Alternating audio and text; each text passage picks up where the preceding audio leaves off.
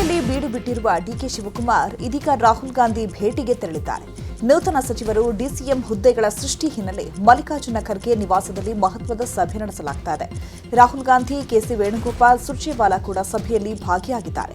ನವದೆಹಲಿ ಖರ್ಗೆ ನಿವಾಸದಲ್ಲಿ ನಡೀತಾ ಇರುವಂತಹ ಸಭೆಯಲ್ಲಿ ನೂತನ ಸಚಿವರ ಪಟ್ಟಿ, ಡಿಸಿಎಂ ಹುದ್ದೆಗಳ ಬಗ್ಗೆ ಚರ್ಚೆ ಮಾಡಿದ್ದಾರೆ. ಯಾರ್ಯಾರಿಗೆ ಸಚಿವ ಸ್ಥಾನ, ಎಷ್ಟು ಜನರಿಗೆ ಡಿಸಿಎಂ ಹುದ್ದೆ ನೀಡಬೇಕು ಅನ್ನೋದರ ಬಗ್ಗೆ ಚರ್ಚೆ ಮಾಡ್ತಾ ಇದ್ದು, ಸಭೆಯಲ್ಲಿ ನೂತನ ಸಚಿವರ ಪಟ್ಟಿ ಫೈನಲ್ ಮಾಡಲಿದ್ದಾರೆ ಎಐಸಿಸಿ ನಾಯಕ. ರಾಜ್ಯದಲ್ಲಿ ಸಿದ್ದರಾಮಯ್ಯ ಮುಖ್ಯಮಂತ್ರಿ ಸ್ಥಾನಕ್ಕೆ ರಾಜೀನಾಮೆ ನೀಡಿದ ಬಳಿಕ ನೂತನ ಕಾಂಗ್ರೆಸ್ ಸರ್ಕಾರ ರಚನೆ ಕಸರತ್ತು ಶುರುವಾಗಿದೆ. ನಿನ್ನೆಗೆ ದೆಹಲಿಗೆ ತೆರಳಿದ್ದ ಸಿದ್ದರಾಮಯ್ಯ ಹಾಗೂ ಡಿಕೆ ಶಿವಕುಮಾರ್ ಇವತ್ತು ರಾಜ್ಯಕ್ಕೆ ವಾಪಸ್ಸಾಗ್ತಿದ್ದಾರೆ. ದೆಹಲಿಯಲ್ಲಿ ಮಾತನಾಡಿದ ಡಿಕೆ ಶಿವಕುಮಾರ್, ನಾಳೆ ವಿಧಾನಸೌಧದಲ್ಲಿ ಸಿಎಲ್ಪಿ ಸಭೆ ನಡೆಯಲಿದೆ. ಹೈಕಮಾಂಡ್ ನಾಯಕರು ನಾಳೆ ಬರ್ತಾರೆ. ಸಿದ್ದರಾಮಯ್ಯ ಜೊತೆ ಚರ್ಚೆ ಮಾಡಿದ್ದೇನೆ ಎಂದಿದ್ದಾರೆ. ಶಾಸಕಾಂಗ ಪಕ್ಷದ ನಾಯಕನ ಆಯ್ಕೆ ನಂತರ ಪದಗ್ರಹಣದ ದಿನಾಂಕ ನಿಗದಿ ಮಾಡ್ತೇವೆ ಎಂದಿದ್ದಾರೆ. ದೆಹಲಿಯಲ್ಲಿ ಮಲ್ಲಿಕಾರ್ಜುನ ಖರ್ಗೆ ನಿವಾಸಕ್ಕೆ ಭೇಟಿ ನೀಡಿದ ಡಿಕೆ ಶಿವಕುಮಾರ್ ಸರ್ಕಾರ ರಚನೆ ಹಾಗೂ ಸಂಪುಟ ರಚನೆ ಬಗ್ಗೆ ಖರ್ಗೆ ಜೊತೆಗೆ ಚರ್ಚೆ ನಡೆಸಿದ್ದಾರೆ. ಮಲ್ಲಿಕಾರ್ಜುನ ಖರ್ಗೆ ಕಾಲಿಗೆ ನಮಸ್ಕರಿಸಿದ್ದಾರೆ ಡಿಕೆ ಶಿವಕುಮಾರ್. ದೆಹಲಿಯ ಖರ್ಗೆ ನಿವಾಸದಲ್ಲಿ ಮಹತ್ವದ ಮಾತುಕತೆ ನಡೆಸಿದ ಬಳಿಕ ನಾಳೆ ಸಂಜೆ ಸಿಎಲ್ಪಿ ಸಭೆಗೆ ನಿರ್ಧಾರ ಆಗಿದೆ. ವಿಧಾನಸೌಧದ 3ನೇ ಮಹಡಿಯಲ್ಲಿ ಸಿಎಲ್ಪಿ ಸಭೆ ಕುರಿತು ಅಧಿಕೃತ ಸೂಚನೆ ಹೊರಡಿಸಿದ ಸಿಎಲ್ಪಿ ಕಾರ್ಯದರ್ಶಿ ಅಲ್ಲಮಪ್ರಭು ಪಾಟೀಲ್,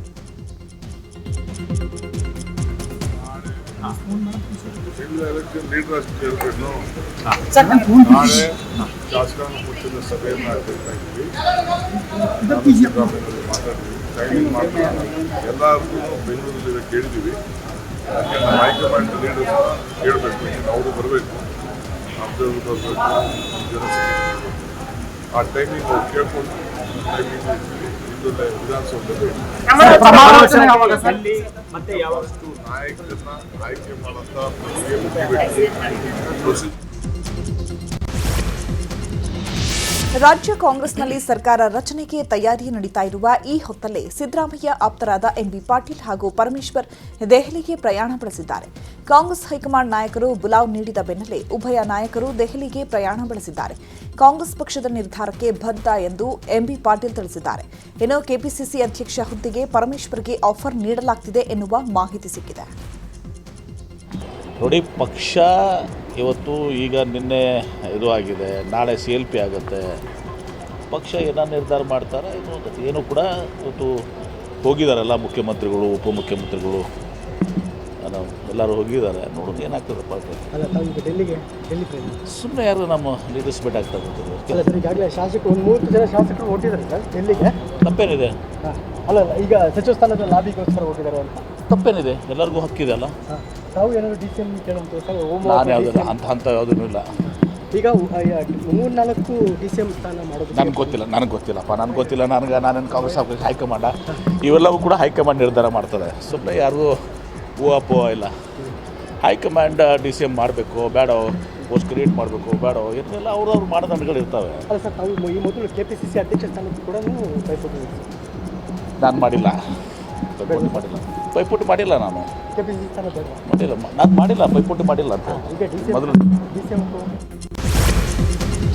ದೆಹಲಿಯಲ್ಲಿ ಡಿಕೆ ಶಿವಕುಮಾರ್ ಹಾಗೂ ಸಿದ್ದರಾಮಯ್ಯ ಲಂಚ್ ಮೀಟಿಂಗ್ ಮಾಡಿದ್ದಾರೆ. ಊಟ ಮಾಡ್ತಾ ಮುಂದೆ ತೆಗೆದುಕೊಳ್ಳಬೇಕಾದ ತೀರ್ಮಾನಗಳ ಬಗ್ಗೆ ಚರ್ಚೆ ನಡೆಸಿದ್ದಾರೆ. ಡಿಕೆ ಶಿವಕುಮಾರ್ ಹಾಗೂ ಸಿದ್ದರಾಮಯ್ಯ ಲಂಚ್ ಮೀಟಿಂಗ್ ವೇಳೆ ಮಾಜಿ ಸಚಿವ ಕೆಎಚ್ ಮುನಿಯಪ್ಪ ಹಾಗೂ ಯತೀಂದ್ರ ಸಿದ್ದರಾಮಯ್ಯ ಹಾಜರಿದ್ದರು. ಸಿಎಲ್ಪಿ ಸಭೆ ಸೇರಿ ಮತ್ತಿತರ ವಿಚಾರಗಳ ಚರ್ಚೆ ನಡೆಸಿದ್ದಾರೆ. ಕ್ಯಾಬಿನೆಟ್ ರಚನೆ ಹಾಗೂ ಕೆಪಿಸಿಸಿ ಅಧ್ಯಕ್ಷರ ಆಯ್ಕೆ ಬಗ್ಗೆಯೂ ಚರ್ಚೆ ಆಗಿದೆ. ಆ ಬಳಿಕ ದೆಹಲಿಯಿಂದ ಸಿದ್ದರಾಮಯ್ಯ ಬೆಂಗಳೂರತ್ತ ವಾಪಸ್ಸಾಗಿದ್ದಾರೆ. ಸೋನಿಯಾ ಖರ್ಗೆ, ಕೆಸಿ ವೇಣುಗೋಪಾಲ್ ಭೇಟಿ ಮಾಡಿ ವಾಪಸ್ಸಾಗಿದ್ದಾರೆ. ವಿಧಾನಸೌಧದ ಮೆಟ್ಟಿಲುಗಳ ಮೇಲೆ ಡಿಕೆ ಶಿವಕುಮಾರ್ ಪ್ರಮಾಣ ವಚನ ಸ್ವೀಕಾರ ಮಾಡಲಿದ್ದಾರೆ ಎನ್ನಲಾಗ್ತಾ ಇದೆ. ಈಗಾಗಲೇ ಪ್ರಮಾಣ ವಚನ ಕಾರ್ಯಕ್ರಮದ ತಯಾರಿಗೆ ಸರ್ಕಾರದ ಮುಖ್ಯ ಕಾರ್ಯದರ್ಶಿಗೆ ಡಿಕೆ ಶಿವಕುಮಾರ್ ಕರೆ ಮಾಡಿದ್ದು, ಪ್ರಮಾಣ ವಚನಕ್ಕೆ ತಯಾರಿ ಮಾಡಿಕೊಳ್ಳಲು ಸೂಚನೆ ಕೊಟ್ಟಿದ್ದಾರಂತೆ. ಸೋಮವಾರ ಅಥವಾ ಬುಧವಾರ ಪ್ರಮಾಣ ವಚನ ಸ್ವೀಕಾರ ಮಾಡಲಿದ್ದು, ಅಜ್ಜಯ್ಯ ನಿಗದಿ ಮಾಡಿದಂತಹ ಮುಹೂರ್ತದಲ್ಲೇ ಪ್ರಮಾಣ ವಚನಕ್ಕೆ ಡಿಕೆ ಶಿವಕುಮಾರ್ ನಿರ್ಧಾರ ಮಾಡಿದ್ದಾರೆ. ಸರ್ಕಾರ ರಚನೆಗೆ ಕಸರತ್ತು ನಡೆಸ್ತಾ ಇರುವ ಡಿಕೆಶಿಗೆ ಗುಡ್ ನ್ಯೂಸ್ ಸಿಕ್ಕಿದೆ. ಜೂನ್ 5 ಅಥವಾ 6ರಂದು ಪ್ರಮಾಣಕ್ಕೆ ರಾಜಗುರು ದ್ವಾರಕನಾಥ ಸಲಹೆ ಕೊಟ್ಟಿದ್ದಾರೆ. ನ್ಯೂಸ್ 18 ಜೊತೆಗೆ ರಾಜಗುರು ದ್ವಾರಕನಾಥ ಮಾತನಾಡಿದ್ರು. ಡಿಕೆಶಿಗೆ ಒಳ್ಳೆಯದಾಗಲಿ ಅಂತ ಶೃಂಗೇರಿಯಲ್ಲಿ ಪ್ರಾರ್ಥನೆ ಸಲ್ಲಿಸಿರುವುದಾಗಿ ಕೂಡ ಹೇಳಿದ್ರು. ಮುಖ್ಯಮಂತ್ರಿ ಆಗೇ ಆಗ್ತೀಯಾ ಅಂತ ನಾನು ಹೇಳಿದ್ದೆ. ಸಿಎಂ ಆಗಿ ಡಿಕೆಶಿ ಒಳ್ಳೆಯ ಆಡಳಿತ ನೀಡಲಿ ಅಂತ ಶುಭ ಹಾರೈಸಿದ್ದಾರೆ. ನಾನು ಅವನ ಜಾತಕವನ್ನು ನೋಡಿ ಪರಿಶೀಲನೆ ಮಾಡಿ ನೀನು ಮಂತ್ರಿ ಆಗ್ತೀಯ, ಏನು ಕೊಟ್ಟರು ಒಪ್ಕೋ, ಪ್ರಯತ್ನ ಮಾಡು, ನಾನು ಒಳ್ಳೆಯ ದಿವಸ ಕೊಡ್ತೀನಿ. ಅವತ್ತು ಹೋಗಿ ಇವಾಗ ಮುಖ್ಯಮಂತ್ರಿಗಳು ಬಂಗಾರತ್ವರಾಗಿದ್ದರು, ಅವ್ರನ್ನ ಕಾಣು, ನಿಂಗೆ ಯಾರು ಸಹಾಯ ಮಾಡ್ತಾರೆ, ಇದು ಒಳ್ಳೆಯ ದಿವಸ ಹೋಗು. ನಾನು ತಾರೀಕು ಟೈಮ್ ಕೊಟ್ಟು ಕಳಿಸಿದೆ. ಅಲ್ಲೋಗಿ ಕೇಳ್ದೆ. ಅವನು ಕೇಳಿದ ಮೇಲೆ ಏನೋ ಅವನ ಅದೃಷ್ಟ ಆಯಿತು. ಆದರೆ ನಿನ್ನ ಲಾಲ್ಬಾಗ್ ಕಬ್ಬನ್ ಪಾರ್ಕ್ಗೆ ಹುಲ್ಗಾಯಕ್ಕೆ ಮಂತ್ರಿ ಹಾಕೋರು ಒಪ್ಕೊಂಬಿಡ ಅಷ್ಟೇ. ನಿನ್ನ ಕೆರಿಯರ್ ಬಿಲ್ಡ್ ಆಗುತ್ತೆ. ಒಂದು ದಿವಸ ನೀನು ಖಂಡಿತ ಮುಖ್ಯಮಂತ್ರಿ ಆಗ್ತೀಯ, ನಿನ್ನ ಜಾಗದ ತೋರಿಸ್ತಾ ಇದೆ, ನಿನ್ನ ಜಾತಕದಲ್ಲಿದೆ, ಒಂದು ರಾಜಯೋಗ ಇದಪ್ಪ, ನಿಂಗೆ ಬರುತ್ತೆ, ಖಂಡಿತವಾಗಲೂ ಚೀಫ್ ಮಿನಿಸ್ಟರ್ ಆಗ್ತೀಯ ಅಂತ ಅವತ್ತೇ ಹೇಳ್ಬಿಟ್ಟಿದ್ದೆ ನಾನು. ಸಿದ್ದರಾಮಯ್ಯ ದೆಹಲಿ ಪ್ರವಾಸದ ವೇಳೆ ಸೋನಿಯಾ ಗಾಂಧಿ ನಿವಾಸಕ್ಕೆ ತೆರಳಿದ ಕೆಲ ಕಾಲ ಅಲ್ಲಿ ಚರ್ಚೆಯನ್ನು ನಡೆಸಿದ್ದಾರೆ. ಈ ವೇಳೆ ಸೋನಿಯಾ ಗಾಂಧಿಗೆ ಸಿದ್ದರಾಮಯ್ಯ ಧನ್ಯವಾದ ತಿಳಿಸಿದ್ದಾರೆ. ಇನ್ನು ಸೋನಿಯಾ ನಿವಾಸದಲ್ಲಿ ರಾಹುಲ್ ಗಾಂಧಿ ಜೊತೆಗೂ ಸಿದ್ದರಾಮಯ್ಯ ಚರ್ಚೆ ಮಾಡಿದ್ದಾರೆ. ಈ ವೇಳೆ ಸಿದ್ದರಾಮಯ್ಯಗೆ ಜಾರ್ಜ್ ರಾಜ್ಯ ಉಸ್ತುವಾರಿ ಸಚಿವ ಸುರ್ಜೇವಾಲಾ ಉಪಸ್ಥಿತರಿದ್ದರು. ಸಿದ್ದರಾಮಯ್ಯ ಅವರನ್ನ ಆತ್ಮೀಯವಾಗಿ ಆಲಿಂಗಿಸಿಕೊಂಡ ರಾಹುಲ್ ಗಾಂಧಿ ರಾಷ್ಟ್ರ ರಾಜಕಾರಣಕ್ಕೆ ಬರುವಂತೆ ಆಹ್ವಾನ ನೀಡಿದ್ದಾರಂತೆ. ನಾನು ನಿಮ್ಮ ಜೊತೆಗೇ ಇದ್ದೇನೆ, ಯಾವುದೇ ಕಾರಣಕ್ಕೂ ಟೆನ್ಷನ್ ಬೇಡ ಅಂತ ಅಭಯ ನೀಡಿದ್ದಾರಂತೆ. ರಾಷ್ಟ್ರ ಮಟ್ಟದಲ್ಲಿ ಒಂದು ಒಬಿಸಿ ಗಟ್ಟಿ ಧ್ವನಿ ಆಗೋ ಅರ್ಹತೆ ನಿಮಗಿದೆ ಅಂತಿರೋ ರಾಹುಲ್ ರಾಷ್ಟ್ರ ರಾಜಕಾರಣಕ್ಕೆ ಆಗಮಿಸುವಂತೆ ಆಹ್ವಾನ ನೀಡಿದ್ದು, ಪುತ್ರನ ರಾಜಕೀಯ ಭವಿಷ್ಯ ನಮ್ಮ ಜವಾಬ್ದಾರಿ ಅಂತ ಅಭಯ ಕೊಟ್ಟಿದ್ದಾರಂತೆ. ರಾಹುಲ್ ಗಾಂಧಿ ಭೇಟಿ ಬಳಿಕ ಸಿಎಂ ಸಿದ್ದರಾಮಯ್ಯ ಎಐಸಿಸಿ ಅಧ್ಯಕ್ಷ ಖರ್ಗೆ ಅವರನ್ನು ಭೇಟಿಯಾಗಿದ್ದಾರೆ. ಭೇಟಿ ವೇಳೆ ಸಿದ್ದರಾಮಯ್ಯಗೆ ವಿಶ್ ಮಾಡಿದ ಖರ್ಗೆ ಕೂಡ ರಾಷ್ಟ್ರ ರಾಜಕಾರಣಕ್ಕೆ ಆಗಮಿಸುವಂತೆ ಒತ್ತಡ ಹೇರಿದ್ದಾರೆ ಎನ್ನಲಾಗಿದೆ. ಭೇಟಿ ವೇಳೆ ಕೆಜೆ ಜಾರ್ಜ್, ಪ್ರಿಯಾಂಕ್ ಖರ್ಗೆ, ವಿಧಾನ ಪರಿಷತ್ ಸದಸ್ಯ ಡಾಕ್ಟರ್ ಯತೀಂದ್ರ ಸಿದ್ದರಾಮಯ್ಯ ಹಾಜರಿದ್ದರು. ದೆಹಲಿಯಲ್ಲಿ ಎಐಸಿಸಿ ಪ್ರಧಾನ ಕಾರ್ಯದರ್ಶಿ ಕೆಸಿ ವೇಣುಗೋಪಾಲ್ ಭೇಟಿ ಮಾಡಿ ಚರ್ಚೆ ನಡೆಸಿದ್ದಾರೆ. ಸಿದ್ದರಾಮಯ್ಯ, ರಾಹುಲ್ ಗಾಂಧಿ ಹಾಗೂ ಎಐಸಿಸಿ ಅಧ್ಯಕ್ಷ ಮಲ್ಲಿಕಾರ್ಜುನ ಖರ್ಗೆ ಅವರನ್ನ ಭೇಟಿಯಾದ ನಂತರ ವೇಣುಗೋಪಾಲ್ ಭೇಟಿಯಾಗಿ ಮಾತುಕತೆ ಮಾಡಿದ್ದಾರೆ. ಈ ವೇಳೆ ಸಿದ್ದರಾಮಯ್ಯನವರ ಕಾರ್ಯವೈಖರಿ ಹಾಗೂ ನಿರ್ಲಿಪ್ತ ಮನೋಭಾವವನ್ನು ವೇಣುಗೋಪಾಲ್ ಹೊಗಳಿದ್ದು ಶುಭ ಹಾರೈಸಿದ್ದಾರೆ. ಶಾಸಕ ಸತೀಶ್ ಜಾರಕಿಹೊಳಿ ಬೆಂಗಳೂರಲ್ಲಿ ಸುದ್ದಿಗೋಷ್ಠಿ ನಡೆಸಿ ಮಾತನಾಡಿದರು. ಇದೇ ವೇಳೆ ಸಿದ್ದರಾಮಯ್ಯ ನಿರ್ಗಮನದ ಬಗ್ಗೆ ಜಾರಕಿಹೊಳಿ ಮಾತನಾಡಿ, ರಾಜಕೀಯದಲ್ಲಿ ರಾಜೀನಾಮೆ ಕೊಡುವುದು, ಹೊಸಬರು ಬರುವುದು ಹೊಸದೇನಲ್ಲ, ಒಪ್ಪಂದದಂತೆ ತೀರ್ಮಾನ ಆಗಿದೆ. ಇವತ್ತಲ್ಲ ಅಂದ್ರೆ 2 ವರ್ಷದಲ್ಲಿ ಯಾರನ್ನು ಕೇಳಿ ಡಿಸಿಷನ್ ತಗೊಂಡಿದ್ದಲ್ಲ. ಸಿದ್ದರಾಮಯ್ಯ ವಿರುದ್ಧ ಸಹಿ ಸಂಗ್ರಹ ಅನ್ನೋದೆಲ್ಲ ಊಹಾಪೋಹ ಅಷ್ಟೇ ಅಂತ ಹೇಳಿದ್ದಾರೆ. ಅವ್ರೇನು ಯಾರು ಕೇಳಿ ಏನು ಡಿಸಿಷನ್ ತೊಗೊಂಡಿಲ್ಲ. ಮುಂಚೆ ಏನು ಅಗ್ರಿಮೆಂಟ್ ಆಯ್ತು ಅದ್ರ ಪ್ರಕಾರ ಡಿಸಿಷನ್ ತೊಗೊಂಡ್ರೆ ಇದ್ರಲ್ಲಿ ಯಾರು ಹೇಳೋದು ಕೇಳೋದು, ಅವ್ರು ಸಹಿ ಮಾಡಿದ್ರು ಇವ್ರು ಸಹಿ ಮಾಡಿದ್ರು ಅದು ವಾಪ ಅಷ್ಟೇ. ಇದರಲ್ಲಿ ಯಾರು ಕೇಳಿ ಕೂಡ ಮಾತಾಡಲಿಕ್ಕೆ ಅವಕಾಶ ಇಲ್ಲವೇ ಇಲ್ಲ. ಡೆಲ್ಲಿ ಅಂತಲ್ಲಿ ಆಗಿದೆ ನಾವು ಹೇಳ್ತೀವಲ್ಲ, ಡೆಲ್ಲಿಯಲ್ಲಿ ಆಗಿದೆ ನಮ್ಗೆ ಗೊತ್ತಿಲ್ಲ, ಅದು ಪದೇ ನಾವು ಹೇಳಿದ್ದೀವಿ. ಡೆಲ್ಲಿಯಲ್ಲಿ ನಿರ್ಣಯ ಆಗಿತ್ತು, ಅಲ್ಲೇ ಅದನ್ನು ಮುಗಿಸಿದ್ದಾರೆ. ಮತ್ತು ಇನ್ನು ಬೆಂಗಳೂರಲ್ಲಿ ಅದನ್ನು ಚರ್ಚೆ ಮಾಡೋದ್ರಲ್ಲಿ ಇಲ್ಲ ಇನ್ನು ಸರಿ ಪ್ರಶ್ನೆ ಇಲ್ಲ. ಈಗ ಹೈಕಮಾಂಡ್ ಡಿಸಿಷನ್ ತೊಗೊಂಡ್ಮೇಲೆ ಪ್ರಶ್ನೆ ಬರೋದಿಲ್ಲ. ಅದು ಆಗೋದು ಅವ್ರೇನು ಯಾರು. ಇನ್ನು ಅಹಿಂದ ನಾಯಕತ್ವದ ಬಗ್ಗೆಯೂ ಸತೀಶ್ ಜಾರಕಿಹೊಳಿ ಪ್ರತಿಕ್ರಿಯೆ ನೀಡಿದ್ದು, ಅಹಿಂದ ಅಂದ್ರೆ ಸುಮಾರು 500 ಜಾತಿಗಳಿವೆ. ಸಿದ್ದರಾಮಯ್ಯ ಬಳಿಕ ಯಾರಾದರೂ ಅಹಿಂದ ಧ್ವಜ ಕೊಂಡೊಯ್ಯಬೇಕಲ್ವಾ? ನಾನು ಅಹಿಂದ ಧ್ವಜ ಕೊಂಡೊಯ್ತೇನೆ ಅಂತ ಹೇಳುತ್ತಾ, ನಾನು ಅಹಿಂದ ನಾಯಕ ಆಗ್ತೀನಿ ಅಂತ ಪರೋಕ್ಷವಾಗಿ ಹೇಳಿದ್ದಾರೆ. ಅಲ್ಲ, ಅವರು ಆಲ್ರೆಡಿ ಹೇಳಿದ್ದಾರೆ, ಅದು ಕರೆಕ್ಟ್. ಅದ್ರ ತಕ್ಕ ನಾವು ಕೆಲಸ ಮಾಡಬೇಕು, ನಡಿಬೇಕು. ಎಷ್ಟು ಜನ ಅಹಿಂದ ಅಂದರೆ ಸುಮಾರು ಒಂದು 500 ಜಾತಿ ಇದೆ, ಸುಮಾರು ಸಂಖ್ಯೆ ಇದೆ. ಅವನ್ನೆಲ್ಲ ವಿಶ್ವಾಸ ತಗೊಳ್ಳಿಕ್ಕೆ ಆದಾಗ ಅಹಿಂದ ಆಗ್ತೀವಿ, ಮಾಡ್ಲಿಕ್ಕೆ ಪ್ರಯತ್ನ ಮಾಡ್ತೀವಿ. ಮಾಡ್ತೀವಿ, ಖಂಡಿತವಾಗಿ ಮಾಡ್ತೀವಿ. ಒಯ್ಲಿಕ್ಕೆ ಪ್ರಯತ್ನ ಮಾಡ್ತೀವಿ. ಯಾರೋ ಒಬ್ಬರು ಒಯ್ಲೇಬೇಕು. ಕರ್ನಾಟಕದಲ್ಲಿ ಸಿಸ್ಟಮ್ ಇದೆ, ಅದು ಒಬ್ರು ಯಾರೋ ಅಹಿಂದ ನಾಯಕರು ಉದಯ ಆಗಲೇಬೇಕು. ಅದ್ರ ಮುಂದೆ ಒಯ್ಲಿಕ್ಕೆ ಪ್ರಯತ್ನ ಮಾಡ್ತೀವಿ. ನಾನು ಸಚಿವ ಸ್ಥಾನದ ಆಕಾಂಕ್ಷಿ ಅಂತ ಶಾಸಕ ಅಲ್ಲಮ ಪ್ರಭು ಪಾಟೀಲ್ ಹೇಳಿದ್ದಾರೆ. ನ್ಯೂಸ್ 18 ಜೊತೆ ಮಾತನಾಡಿದ ಅವರು, ಪ್ರಿಯಾಂಕ್ ಖರ್ಗೆಗೆ ಡಿಸಿಎಂ ಸ್ಥಾನ ಕೊಡಬೇಕು, ನನಗೂ ಮಂತ್ರಿ ಸ್ಥಾನ ಕೊಡಬೇಕು, ನಾನು ಸಚಿವ ಸ್ಥಾನದ ಆಕಾಂಕ್ಷಿ ಅಂತ ಅಲ್ಲಮ ಪ್ರಭು ಪಾಟೀಲ್ ಹೇಳಿದ್ದಾರೆ. ಮಂತ್ರಿ ಸ್ಥಾನದ ಆಕಾಂಕ್ಷಿ ಇದ್ದೀನಿ, ಇಲ್ಲ ಅಂತ ಯಾಕೆ ಹೇಳೋಣ. ಯಾಕೆ ನಾನು ರಾಜಕೀಯದಲ್ಲಿ ಇದ್ದೀನಿ.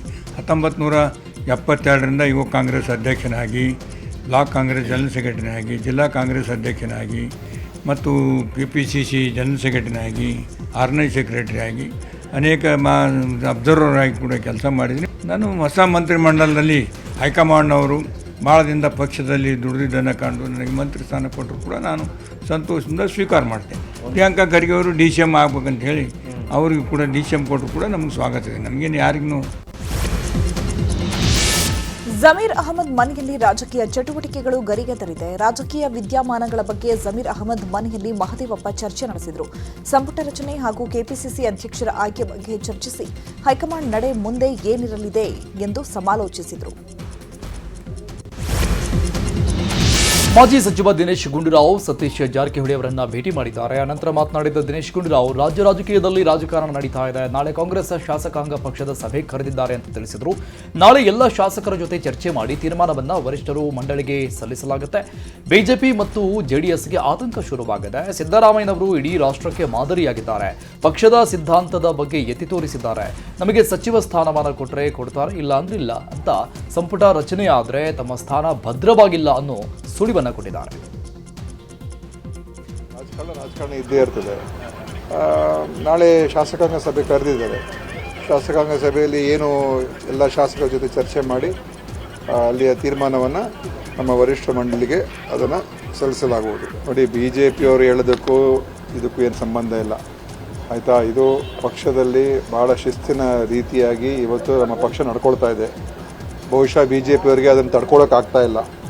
ಅವರು ಏನೇನೋ ಲೆಕ್ಕಾಚಾರಗಳು ಮಾಡ್ಕೊಂಡಿದ್ರು ಮತ್ತು ಯಾವ ರೀತಿ ಸಿದ್ದರಾಮಯ್ಯ ನಡ್ಕೊಂಡಿದ್ದಾರೆ ನನಗನ್ಸುತ್ತೆ ಇವತ್ತು ನಿಜವಾಗ್ಲೂ ಅದೊಂದು ಇಡೀ ರಾಷ್ಟ್ರಕ್ಕೇ ಮಾದರಿ. ಅವರ ನಡೆ, ಅವರ ನುಡಿ, ಅವರು ಯಾವ ರೀತಿ ಎಲ್ಲರ ಜೊತೆ ಮಾತನಾಡಿದ್ರು, ಸಚಿವರುಗಳ ಜೊತೆ, ಶಾಸಕರ ಜೊತೆ, ಮಾಧ್ಯಮದ ಜೊತೆ, ಬಹುಶಃ ಇಡೀ ದೇಶಕ್ಕೇ ಮಾದರಿಯಾಗಿದೆ. ಯಾವ ಹುದ್ದೆ ಕೊಟ್ಟರೂ ನಾನು ನಿಭಾಯಿಸುತ್ತೇನೆ ಅಂತ ಕಾಂಗ್ರೆಸ್ ಹಿರಿಯ ಶಾಸಕ ಈಶ್ವರ್ ಖಂಡ್ರೆ ಹೇಳಿದ್ದಾರೆ. ನಾನು ಕಾಂಗ್ರೆಸ್ ಪಕ್ಷದ ನಿಷ್ಠಾವಂತ ನಾಯಕ. ಹಿಂದೆ ಯಾವುದೇ ಜವಾಬ್ದಾರಿ ಕೊಟ್ಟರೂ ಕೆಲಸ ಮಾಡಿದ್ದೆ. ಹೆಚ್ಚಿನ ಜವಾಬ್ದಾರಿ ಕೊಟ್ಟರೆ ನಿಭಾಯಿಸುತ್ತೇನೆ. ಲಿಂಗಾಯತ ಸಮುದಾಯ, ಜಾತ್ಯತೀತ ಸಮುದಾಯ, ನಮ್ಮ ಸಮುದಾಯಕ್ಕೆ ಸ್ಥಾನಮಾನ ಕೊಡಬೇಕು. ಅನುಭವ ಅವಶ್ಯಕತೆ ಇದೆ. ಅದೇ ರೀತಿ ಯುವಕರ ಶಕ್ತಿ ಕೂಡ ಬೇಕು. ಪ್ರಿಯಾಂಕ ಖರ್ಗೆ, ಪರಮೇಶ್ವರ್, ಸತೀಶ್ ಎಲ್ಲರೂ ಸಮರ್ಥವಾಗಿದ್ದಾರೆ. ಮುಂದೆಯೂ ಅದೇ ರೀತಿ ಕೆಲಸ ಮಾಡ್ತೇವೆ ಅಂತ ಈಶ್ವರ್ ಖಂಡ್ರೆ ಹೇಳಿದ್ದಾರೆ.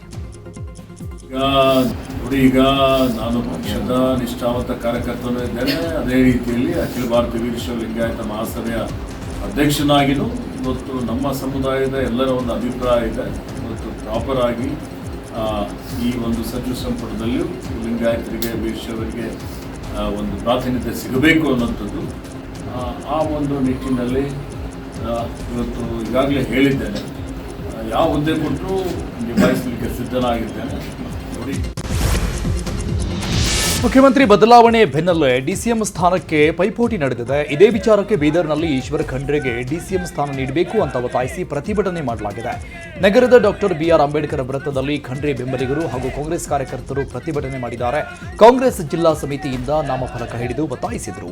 ಸಚಿವ ಈಶ್ವರ್ ಖಂಡ್ರೆ, ಹಂಗಾಮಿ ಸಿಎಂ ಸಿದ್ದರಾಮಯ್ಯ, ಮಲ್ಲಿಕಾರ್ಜುನ ಖರ್ಗೆ ಸರ್ಕಾರದ ಪರ ಜೈಕಾರ ಹಾಕಿದ್ದಾರೆ.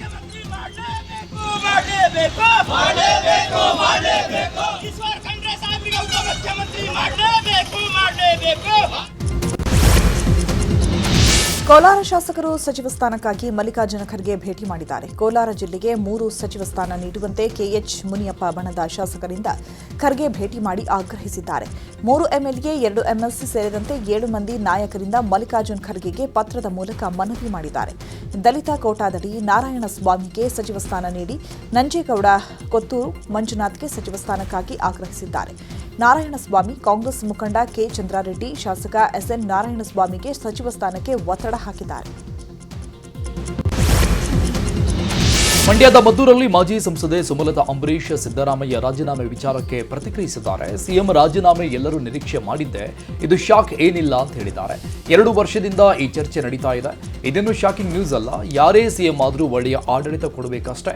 ಅದನ್ನೇ ಜನರು ನಿರೀಕ್ಷೆ ಮಾಡುವುದು. ದಲಿತ ಸಿಎಂ ಅನ್ನೋದು ಅವರ ಪಕ್ಷಕ್ಕೆ ಬಿಟ್ಟ ವಿಚಾರ. ನಾಯಕತ್ವ ಬದಲಾವಣೆ ಹೊಸದಲ್ಲ ಹಾಗೂ ತಪ್ಪಲ್ಲ. ಜನರು ಇದನ್ನ ಸ್ವೀಕಾರ ಮಾಡ್ತಾರೆ ಅಂತ ಹೇಳಿದ್ದಾರೆ. ಸಿಎಂ ರಾಜೀನಾಮೆ ವಿಚಾರಕ್ಕೆ ಹಾವೇರಿಯಲ್ಲಿ ಮಾಜಿ ಸಿಎಂ ಬಸವರಾಜ ಬೊಮ್ಮಾಯಿ ಪ್ರತಿಕ್ರಿಯಿಸಿದ್ದಾರೆ. ರಾಜ್ಯದಲ್ಲಿ ಹಿಂದುಳಿದ ವರ್ಗದವರ ನಾಯಕತ್ವಕ್ಕೆ ಅನ್ಯಾಯವಾಗಿದೆ. ಸಿದ್ದರಾಮಯ್ಯ 4 ದಶಕಗಳ ಕಾಲ ಸಕ್ರಿಯ ರಾಜಕಾರಣ ಮಾಡಿದ್ದಾರೆ. ಸಿದ್ದರಾಮಯ್ಯ ನಮ್ಮ ತಂದೆಯವರಿಗೆ ಬಹಳ ಆತ್ಮೀಯರಾಗಿದ್ದರು. ಸಮಾಜವಾದಿ, ಸಮಾಜದ ಬಗ್ಗೆ ಕಳಕಳಿಯ ನಾಯಕ ಸಿದ್ದರಾಮಯ್ಯ ಅಂತ ಬಣ್ಣಿಸಿದ್ರು. ಈಗ ಹಿಂದುಳಿದ ನಾಯಕತ್ವಕ್ಕೆ ಕಾಂಗ್ರೆಸ್ ಕೊಡಲಿ ಪೆಟ್ಟು ಕೊಟ್ಟಿದೆ. OBC ನಾಯಕನ ಗೌರವಕ್ಕೆ ಧಕ್ಕೆ ತರುವ ಕೆಲಸ ಮಾಡಿದೆ ಕಾಂಗ್ರೆಸ್. ಕಾಂಗ್ರೆಸ್ ವಿರುದ್ಧ ಕೂಡ ವಾಗ್ದಾಳಿಯನ್ನ ನಡೆಸಿದ್ರು. DKಶಿ ಮುಖ್ಯಮಂತ್ರಿ ಆದರೆ ಒಂದು ರೀತಿ ತೂಕುಕತ್ತಿ ಸರ್ಕಾರ ಅಂತ ಟಾಂಗ್ ಕೊಟ್ಟರು. ಇವತ್ತು ಅವ್ರನ್ನ ತೆಗೆ ಮುಖಾಂತರ ವಿಶೇಷವಾಗಿ ಹಿಂದುಳಿದ ವರ್ಗದ ಒಂದು ನಾಯಕತ್ವಕ್ಕೆ ಕೊಡಲೇಪಟ್ಟನ್ನು ಕಾಂಗ್ರೆಸ್ನವ್ರು ಕೊಟ್ಟಿದ್ದಾರೆ. ಕಾಂಗ್ರೆಸ್ನವ್ರು ಯಾವಾಗಲೂ ಕೂಡ ಬದ್ಧತೆ ಇರಲಿಲ್ಲ. ಹಿಂದುಳಿದ ವರ್ಗವನ್ನು ನಿರಂತರವಾಗಿ ಬಳಕೆ ಮಾಡ್ಕೊಂಡು ಬಂದಿದ್ದಾರೆ. ಅದೇ ರೀತಿ SC ST ಕೂಡ ಬಳಕೆ ಮಾಡ್ಕೊಂಡು ಬಂದಿದ್ದಾರೆ. ಒಂದೇ ಮಾತಿಗೆ DK ಶಿವಕುಮಾರ್ ಮುಖದಲ್ಲಿ ಕಳೆ ಬದಲಾವಣೆ ಆಯಿತು. ನಾನು ರಾಜ್ಯಸಭೆಗೆ ಹೋಗೋದಿಲ್ಲ, ನಾನು ಕರ್ನಾಟಕ ರಾಜಕಾರಣದಲ್ಲಿ ಇರ್ತೀನಿ ಅನ್ನುವಂಥ ಮಾತೇನಿದೆ ಅದು ಖಂಡಿತವಾಗೂ ಒಂದು ತೂಗುವ ಕತ್ತಿ.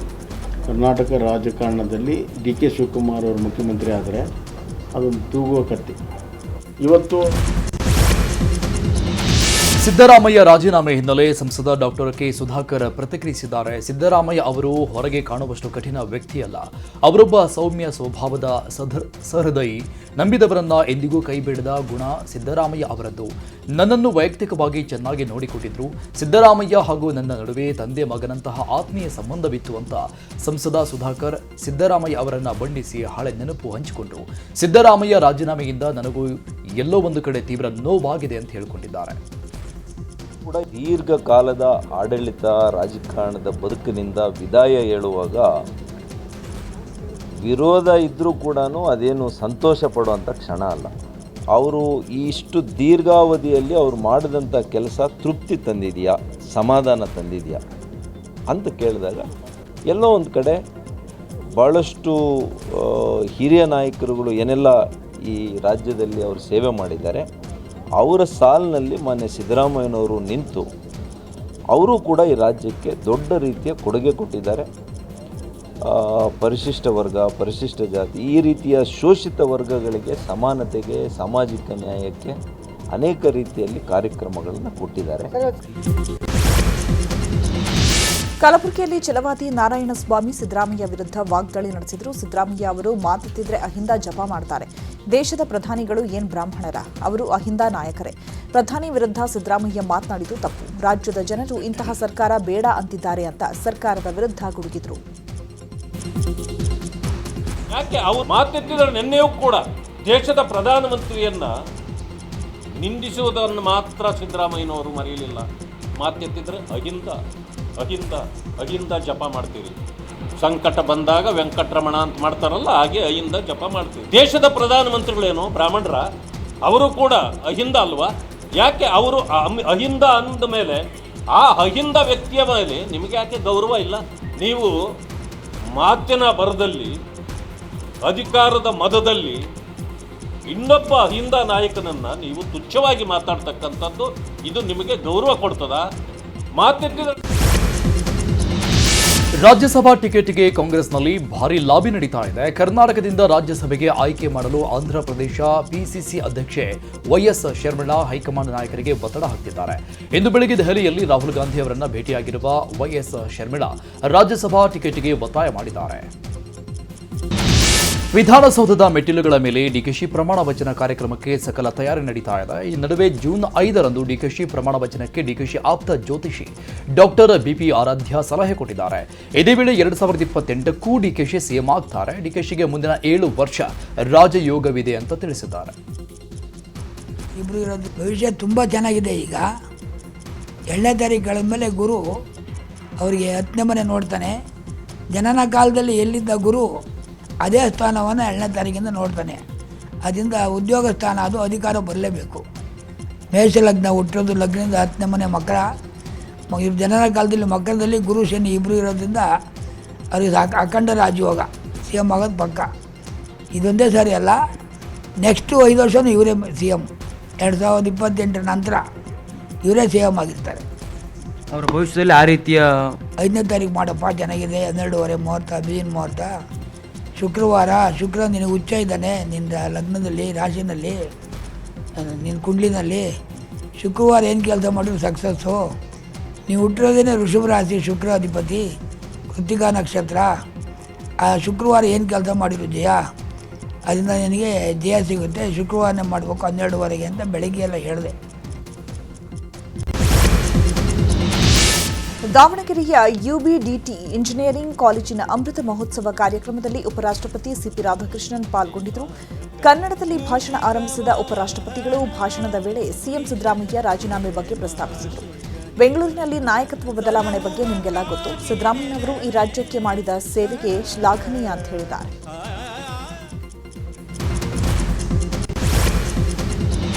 ನಿವೃತ್ತಿಗೆ 3 ದಿನ ಬಾಕಿ ಇರುವಾಗ ಭ್ರಷ್ಟ ಅಧಿಕಾರಿಗೆ ಸರ್ಕಾರ ಶಾಕ್ ಕೊಟ್ಟಿದೆ. ಕೋಟ್ಯಾಂತರ ರೂಪಾಯಿ ಅವ್ಯವಹಾರ ಎಸಗಿದ ಆರೋಪದಲ್ಲಿ ಚಿಕ್ಕನಾಯಕನಹಳ್ಳಿ ಇಒ ದೊಡ್ಡಸಿದ್ದಯ್ಯ ಸಸ್ಪೆಂಡ್ ಆಗಿದ್ದಾರೆ.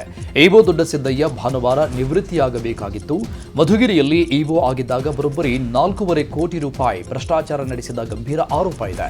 ನಿವೃತ್ತ ನೌಕರರ ಗಳಿಕೆ ರಜೆ ನಗದೀಕರಣದಲ್ಲಿ ಕೋಟಿ ಲೂಟಿ ಹೊಡೆದಿರುವುದು ದೊಡ್ಡಸಿದ್ದಯ್ಯರನ್ನ ನಿವೃತ್ತಿಗೆ 3 ದಿನ ಬಾಕಿ ಇರುವಾಗ ಸಸ್ಪೆಂಡ್ ಮಾಡಿ ಸರ್ಕಾರ ಆದೇಶವನ್ನು ಹೊರಡಿಸಿದೆ.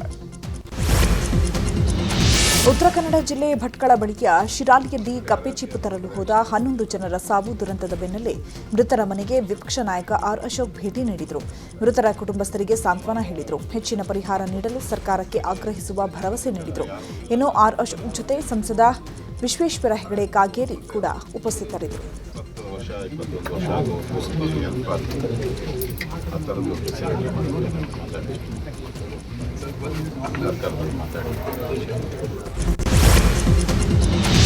ಜಮೀನು ವಿವಾದ ಹಿನ್ನೆಲೆ ಸರ್ಕಾರಿ ಶಾಲೆ ರಸ್ತೆಗೆ ಮಣ್ಣು ಸುರಿದು ಬಂದ್ ಮಾಡಿರುವ ಘಟನೆ ಕೋಲಾರ ಜಿಲ್ಲೆ ಮುಳಬಾಗಿಲು ತಾಲೂಕಿನ ಮಲ್ಲನಾಯಕನಹಳ್ಳಿ ಗ್ರಾಮದಲ್ಲಿ ನಡೆದಿದೆ. ಸರ್ಕಾರಿ ಶಾಲೆಯ ಗೇಟಿಗೆ ಅಡ್ಡಲಾಗಿ ಮಣ್ಣು ಸುರಿದು ಸೋಮಶೇಖರ್ ರೆಡ್ಡಿ ಎಂಬಾತ ರಸ್ತೆಗೆ ಅಡ್ಡಿಪಡಿಸಿದ್ದಾನೆ. ಕಾಲೇಜು ಪ್ರೌಢಶಾಲೆ ಹಾಸ್ಟೆಲ್ ಕಟ್ಟಡವಿರೋ ಆವರಣದಲ್ಲಿ 10 ಟ್ರ್ಯಾಕ್ಟರ್ ಲೋಡ್ ಮಣ್ಣು ಸುರಿದಿದ್ದಾನೆ. ಬಾಂಗ್ಲಾದೇಶ ಗಡಿಯಲ್ಲಿ ಒಳನುಸುಳುವಿಕೆ ವಿರುದ್ಧ ಪಶ್ಚಿಮ ಬಂಗಾಳ ಸಿಎಂ ಸುವೆಂದು ಅಧಿಕಾರಿ ಸರ್ಕಾರ ಕಠಿಣ ನಿಲುವನ್ನು ತೆಗೆದುಕೊಳ್ತಾ ಇದೆ. ಬಿಜೆಪಿಯ ಸುವೆಂದು ಅಧಿಕಾರಿ ನೇತೃತ್ವದಲ್ಲಿ ಪಶ್ಚಿಮ ಬಂಗಾಳದ ನೂತನ ಸರ್ಕಾರ 3D ಫಾಲೋ ಮಾಡ್ತಾ ಇದೆ. Detect, delete and D report ಅನ್ನೋ ನಿಯಮದಲ್ಲಿ ಬಾಂಗ್ಲಾ ವಲಸಿಗರನ್ನ ವಾಪಸ್ ಕಳುಹಿಸುವ ಕೆಲಸ ಶುರು ಮಾಡಿದ್ದಾರೆ. ಉತ್ತರ 24 ಪರಗಣಗಳ ಗಡಿ ಪ್ರದೇಶಗಳಲ್ಲಿ ಬಾಂಗ್ಲಾದೇಶಿ ನುಸುಳುಕೋರರ ಮೇಲೆ ಇದು ಭಾರೀ ಪರಿಣಾಮ ಬೀರ್ತಾ ಇದೆ. ಹಕೀಂಪುರ ಗಡಿ ಚೆಕ್ಪೋಸ್ಟ್ ಮತ್ತೊಮ್ಮೆ ಪ್ರಮುಖ ಸಾರಿಗೆ ಕೇಂದ್ರವಾಗಿ ಹೊರಹೊಮ್ಮಿದ್ದು, ಅಕ್ರಮ ಒಳನುಸುಳುವಿಕೆ ವಿರುದ್ಧ ತೀವ್ರ ಕ್ರಮ ಕೈಗೊಳ್ಳುವ ಭಯದಲ್ಲಿ ಬಾಂಗ್ಲಾದೇಶದ 100 ಜನರು ಜಮಾಯಿಸಿದ್ದಾರೆ ಎನ್ನಲಾಗಿದೆ. ಮಹಾರಾಷ್ಟ್ರದಲ್ಲಿ ಕಳ್ಳಬಟ್ಟಿ ಸೇವಿಸಿ 18 ಮಂದಿ ಸಾವನ್ನಪ್ಪಿದ್ದಾರೆ. ಹಲವರು ಗಂಭೀರವಾಗಿದ್ದಾರೆ. ಪುಣೆಯ ಪಿಂಪ್ರಿ ಚಿಂಚ್ವಾಡ್ ಬಳಿ ಘಟನೆ ನಡೆದಿದೆ. ಇನ್ನು ಕಠಿಣ ಕ್ರಮಕ್ಕೆ ಸಿಎಂ ಫಡ್ನವೀಸ್ ಆದೇಶ ಮಾಡಿದ್ದಾರೆ. ಈ ಬೆನ್ನಲ್ಲೇ ಕಳ್ಳಬಟ್ಟಿ ತಯಾರಿಸುವ ಸ್ಥಳಗಳ ಮೇಲೆ ಪೊಲೀಸರು ದಾಳಿ ನಡೆಸಿ ಸ್ಥಳದಲ್ಲಿದ್ದ ಕಳ್ಳಬಟ್ಟಿ ಸಮೇತ ಆರೋಪಿಗಳನ್ನು ವಶಕ್ಕೆ ಪಡೆದಿದ್ದಾರೆ. ಸದ್ಯ ಈ ಪ್ರಕರಣದ ಕುರಿತು ಪೊಲೀಸರು ತನಿಖೆಯನ್ನು ಚುರುಕುಗೊಳಿಸಿದ್ದಾರೆ. ಎನ್ಐಟಿ ನಡೆಸಿದ ನೀಟ್ ಪರೀಕ್ಷೆ ರದ್ದತಿ ಪ್ರಶ್ನಿಸಿ ಸಲ್ಲಿಸಲಾದ ಅರ್ಜಿಗಳ ವಿಚಾರಣೆ ನಡೆಸಿದ ಸುಪ್ರೀಂ ಕೋರ್ಟ್ ನೀಟ್ ಪರೀಕ್ಷೆಗಳ ತನಿಖೆಯ ಪ್ರಕ್ರಿಯೆ ಮತ್ತು ಮುಕ್ತಾಯದ ಬಗ್ಗೆ ಅಫಿಡವಿಟ್ ಸಲ್ಲಿಸುವಂತೆ ನ್ಯಾಯಮೂರ್ತಿ ನರಸಿಂಹ ಕೇಂದ್ರ ಶಿಕ್ಷಣ ಇಲಾಖೆಗೆ ಸೂಚನೆ ಕೊಟ್ಟಿದ್ದಾರೆ. ನೀಟ್ ಮಾದರಿಯ ಪ್ರಶ್ನೆ ಪತ್ರಿಕೆ ಸೋರಿಕೆ ಬಗ್ಗೆ ನ್ಯಾಯಾಲಯ ವಿವರಣೆ ಕೋರಿರುವ ಹಿನ್ನೆಲೆಯಲ್ಲಿ ಪ್ರಧಾನಿ ನರೇಂದ್ರ ಮೋದಿ ವೈಯಕ್ತಿಕವಾಗಿ ಮೇಲ್ವಿಚಾರಣೆ ಮಾಡುತ್ತಿದ್ದಾರೆ ಅಂತ ಸುಪ್ರೀಂ ಕೋರ್ಟ್ಗೆ ಸರ್ಕಾರ ತಿಳಿಸಿದೆ. ಸಾಲಿಸಿಟರ್ ಜನರಲ್ ತುಷಾರ್ ಮೆಹ್ತಾ ಅವರು ಪ್ರಧಾನಿ ನರೇಂದ್ರ ಮೋದಿ ಅವರು ವೈಯಕ್ತಿಕವಾಗಿ ತನಿಖೆಯನ್ನ ಮೇಲ್ವಿಚಾರಣೆ ಮಾಡ್ತಾ ಇದ್ದಾರೆ ಅಂತ ನ್ಯಾಯಾಲಯಕ್ಕೆ ತಿಳಿಸಿದ್ದಾರೆ. 2026ರ ಏಷ್ಯನ್ ಗೇಮ್ಸ್ನ ಆಯ್ಕೆ ಟ್ರಯಲ್ಸ್ನಲ್ಲಿ ಭಾಗವಹಿಸಲು ಕುಸ್ತಿಪಟು ವಿನೇಶ್ ಫೋಗಟ್ ಅವಕಾಶ ಕೋರಿದ್ರು. ದೆಹಲಿ ಹೈಕೋರ್ಟ್ ಅವಕಾಶ ನೀಡಿ ಆದೇಶ ಮಾಡಿತು. ದೆಹಲಿ ಹೈಕೋರ್ಟ್ ಆದೇಶ ಪ್ರಶ್ನಿಸಿ ಡಬ್ಲ್ಯೂಎಫ್ಐ ಸುಪ್ರೀಂ ಕೋರ್ಟ್ ಮೆಟ್ಟಿಲೇರಿತ್ತು. ಆದರೆ ಏಷ್ಯನ್ ಗೇಮ್ಸ್ ಟ್ರಯಲ್ಸ್ಗೆ ವಿನೇಶ್ ಫೋಗಟ್ಗೆ ಸುಪ್ರೀಂ ಕೋರ್ಟ್ ಅನುಮತಿ ನೀಡಿದೆ. ನ್ಯಾಯಮೂರ್ತಿಗಳಾದ ಪಿಎಸ್ ನರಸಿಂಹ ಮತ್ತು ಅಲೋಕ್ ಆರಾಧೆ ಪೀಠವು ಶುಕ್ರವಾರ ಫೆಡರೇಷನ್ನ ಮೇಲ್ಮನವಿಯನ್ನ ಆಲಿಸಿದೆ.